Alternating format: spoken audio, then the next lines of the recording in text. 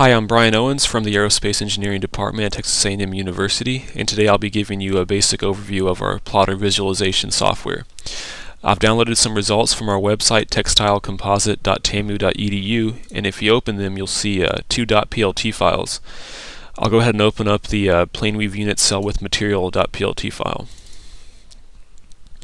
Now, as you can see, the elements are shaded different colors. The dark blue color is material group 1, light blue is material group 2, and the green is material group 3.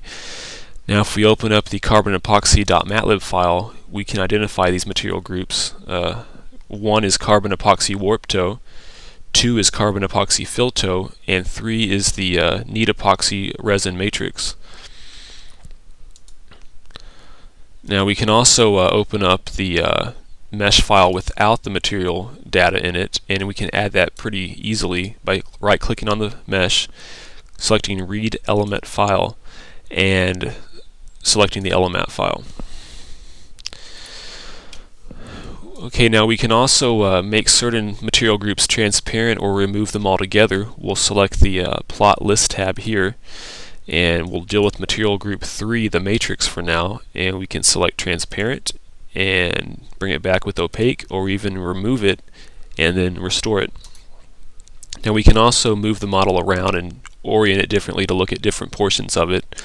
We'll select the Plot Ranges tab, and under the Rotation Angle section we can set the orientation angles manually, or we can use the existing orientation and increment through it with the plus RZ and the minus RZ. And at any time we can bring it back to its original orientation by selecting 0, 30, 30. And we can also move the model around by selecting the window and using the arrow keys. And similarly, we can select the window and press Z to zoom out and Shift Z to zoom in. We can also look at element numbers and node numbers by selecting the State tab and selecting node numbers and clicking Redraw.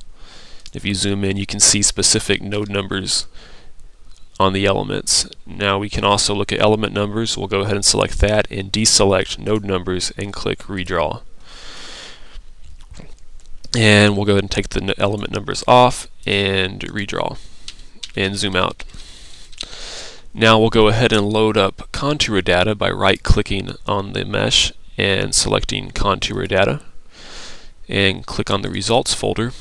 We can load up displacement contour data, global stress contour data, or local stress contour data. Let's go ahead and load up local stress in the material coordinate system. And we can get the contour legend by selecting contour legend in the State tab and selecting Redraw. Now we can also modify these limits on the contour legends by selecting Plot Ranges, and we can actually go into this Set Contour Range section and we can readjust the contour limits, and you can type it in there and click Set. And to restore it back to the default, we click the Auto. Now we can also cycle through the stress components by using this column section. The first one is sigma 1,1, sigma 2,2, sigma 3,3, sigma 1,2, sigma 2,3, and sigma 1,3.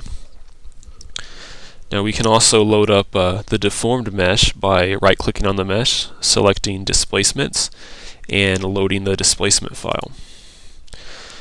And right now the scale factor for the displacement magnification is set at 1. We can increase that to, say, 50, and you will see the deformed mesh. So that ends our basic overview of the plotter visualization software.